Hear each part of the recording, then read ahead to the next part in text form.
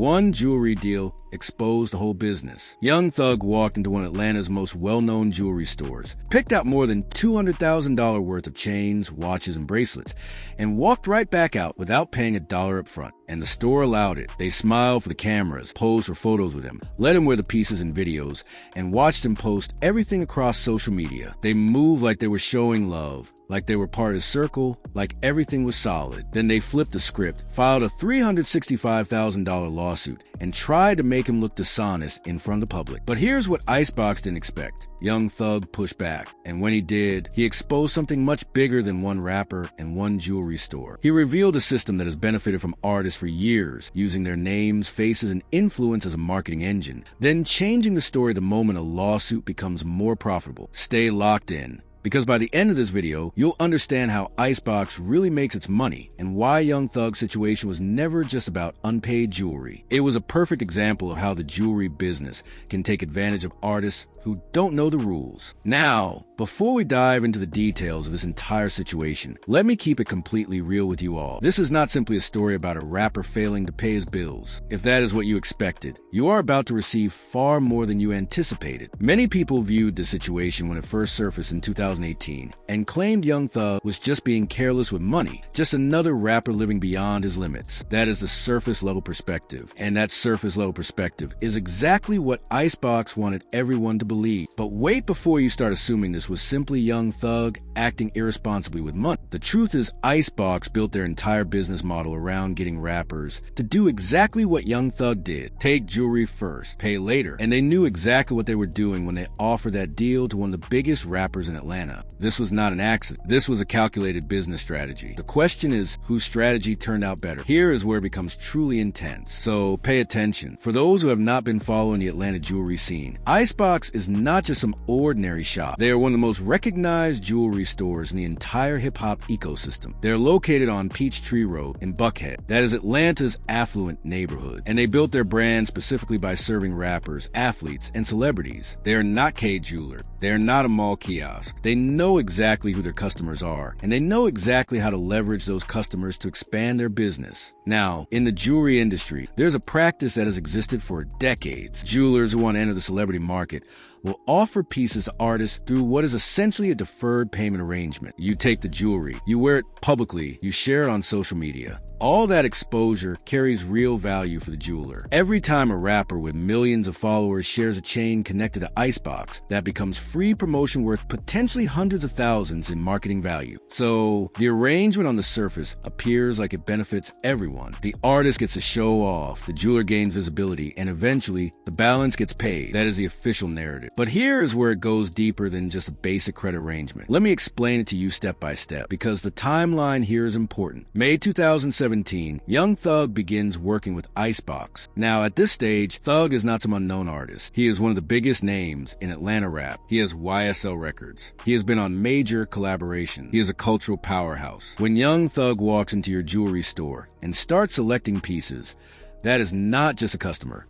That is a walking promotion. Every piece he wears is going to be seen by millions of people. Icebox knew exactly who they were welcoming and what that meant in value. Over the course of 4 separate visits from May 2017 to May 2018, Young Thug left Icebox with the following: a $44,000 Rolex Sky Dweller, a $20,000 Cartier bracelet, a $10,000 Cartier Love bracelet with diamonds, a custom $30,000 Miami Cuban link diamond wallet chain with a rose gold clasp that totals over $200,000 in jewelry, gone out the door without a single complete payment made up front. Now, honestly, how does that even happen? How does a store allow someone to walk out with $200,000 in merchandise based on a promise to pay later? Because that is not how standard business operates. If you walked into a car dealership and said, "I will pay you later," they would not hand you the keys to a $200,000 vehicle. So what made Icebox different? The answer is what Young Thug's own legal team would later describe as a predatory business practice. And we will get to that shortly. Now, to be fair to Icebox's side of the story, Young Thug did begin making payments. Over that same period. He made a total of $95,000 in payments toward his balance. That is not insignificant. That is nearly $100,000 in payments on a $210,000 tab. But here is where the situation fell apart. He stopped. The payments slowed down. He had repaid less than half of what he owed. The remaining balance sitting on the books was $115.90. And when Icebox reached out to collect, they said they received nothing in return. No response from Thug, no response from his team. Complete silence. On October 16, 2018, Icebox's attorney sent a formal demand letter to Young Thug's last known address. They gave him 30 days to either pay the remaining balance or at least come forward and discuss it. The attorney said publicly, "We told him if he did not respond or at least contact us to discuss the debt within 30 days, we would file a lawsuit." Thug reportedly never replied. So, November 2018, just weeks after Young Thug had been released from DeKalb County Jail for a drug-related case, Icebox filed a lawsuit in Fulton County Superior Court. They were not only seeking the $115.90 owed either. They wanted $250,000 in punitive damages on top of that. The total demand, $365,000, and they made it public. That was the move that showed everyone this was not just a quiet collection issue. This was a statement. Now, here is where this story shifts completely because Young Thug did not simply accept a lawsuit without a fight. His legal team responded with a counterclaim that was honestly one of the most aggressive moves you will see in a civil dispute between a rapper and a jeweler. And what they presented in those documents is what turns this entire situation into more than just a debt story. Young Thug's legal team argued that Icebox operated what they described as a predatory business practice. And let me explain that clearly so the full impact is understood properly. According to Thug's filings, here is what they claimed actually took place. Icebox did not simply allow Thug to take jewelry. They actively pursued him. Over the course of several months, they repeatedly reached out, encouraged him to take pieces, and specifically urged him to accept the jewelry without requiring any payment up front. They provided assurances that the terms would be reasonable and accommodating, and that the exact payment arrangement would be finalized at a later time. In other words, according to Young Thug, Icebox went out of their way to place expensive jewelry in his possession with no upfront requirement, presented the terms as flexible, and then waited until a balance existed before suddenly shifting to strict payment expectations and legal action. Now, why would a jeweler operate like that? That is the real question. Consider it from Icebox's perspective as a business. If Young Thug is moving around Atlanta wearing your jewelry for a year, posting on Instagram to millions of followers, featuring in videos, and appearing with at events, how much is that worth to your brand? At the height of his popularity in 2017 and 2018, Young Thug had tens of millions of social media followers and was one of the most photographed artists in hip-hop. That kind of natural product placement is not something you can simply purchase. You cannot create an advertisement that matches what a celebrity wearing your chain delivers. So Thug's argument was essentially this. Icebox already received its value from this arrangement. They gained months of celebrity-level promotion from one of hip-hop's biggest names. And then when it came time to settle the balance, they structured a situation where the legal claim became more valuable than the original debt. Because a $365,000 lawsuit against Young Thug creates its own attention. His legal team also challenged Icebox from another angle. The store continued using Young Thug's photos and image in their promotional content on social media, even after the lawsuit was filed. Using someone's name and likeness without permission to market products creates its own legal concern, and Thug's team made sure to highlight it. Now, this is not just about Young Thug and Icebox. This reflects a pattern that has been present in the jewelry industry for years. And Young Thug, whether intentionally or not, brought attention to it when he pushed back. For those who may not fully understand how the jeweler-celebrity relationship operates, let me explain the economics. High-end jewelry stores that want to build influence in the hip-hop market face a real challenge. Celebrities with the kind of following that actually drives sales do not need to purchase your jewelry. They have options. Every jeweler in the country wants to work with a Young Thug or a Lil Baby or Future. So to bring them in, stores will often offer favorable terms. Take it now, pay later, and make sure you are seen wearing our pieces as often as possible. The arrangement only becomes an issue when the payment discussion comes due. Because here's the truth that rarely gets said openly. Some of these stores generate more value from the lawsuit attention than they ever would have made from a quietly paid invoice. When Icebox sued Young Thug for $365,000 and made it public, every media outlet that covered that story mentioned the name Icebox hundreds of thousands of times. That level of attention can be worth millions in free promotion. The lawsuit itself turned into a marketing campaign. And here's the key point. Young Thug was not the first rapper Icebox handled this way. Not even close. Let me present you with Exhibit A in the argument that this is a pattern and not just a one-time situation. Soulja Boy.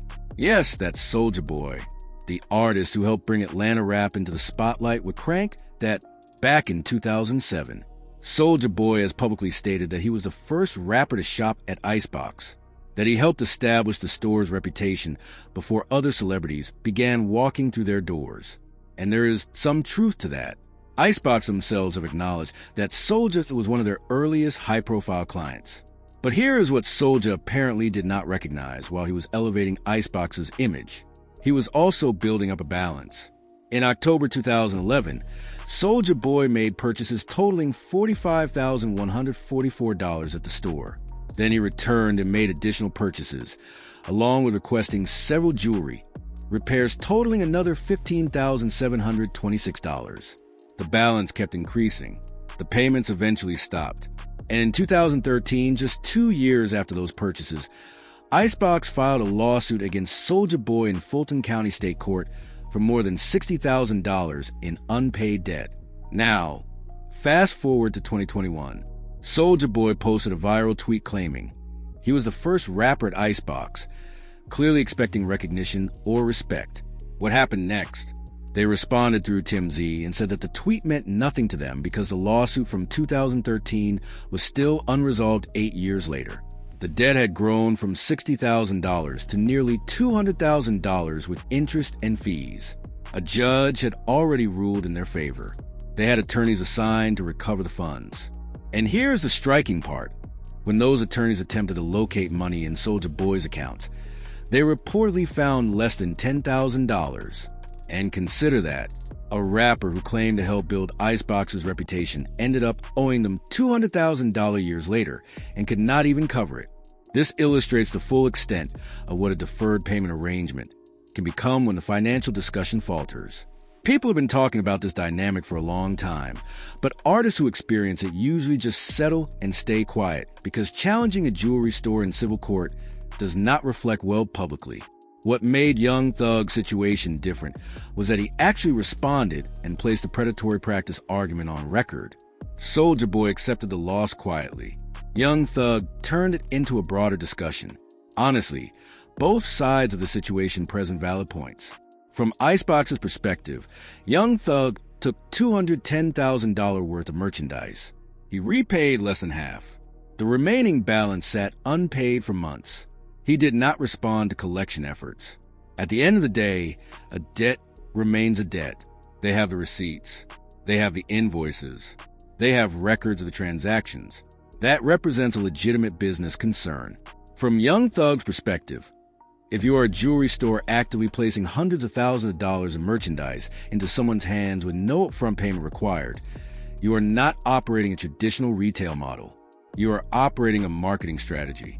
And if part of that strategy involves expecting celebrities not to fully pay their balance and then pursuing legal action for the attention that follows, that represents a very different type of business, one that invites scrutiny.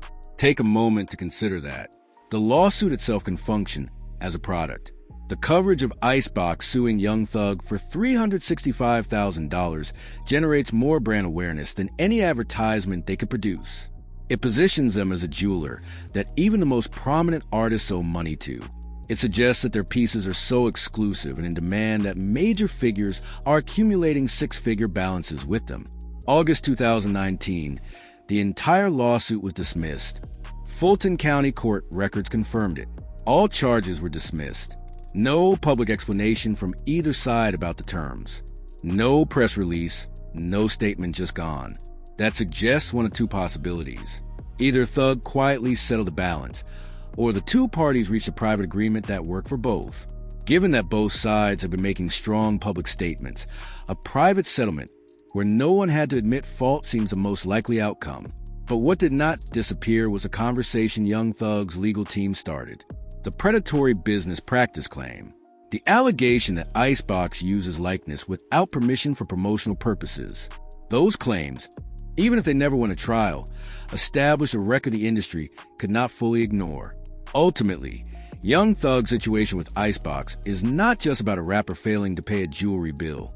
It highlights a much larger dynamic between the hip-hop world and the businesses that profit from it.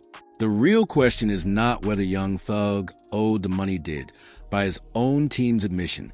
The real question is why Icebox's entire business model was designed around letting artists leave with six-figure merchandise and pay later. And the answer reveals far more about how money flows in the culture than any Instagram flex ever could. Young Thug had the platform and legal resources to push back and expose the playbook. Most artists do not. Most artists in his position just pay up and move on, because challenging it publicly costs more in reputation than it saves in money.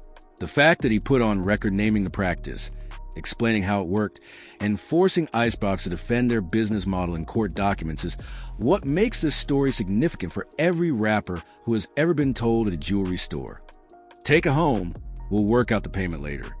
Now, I want to hear what you think. Was Young Thug wrong for not paying his bill?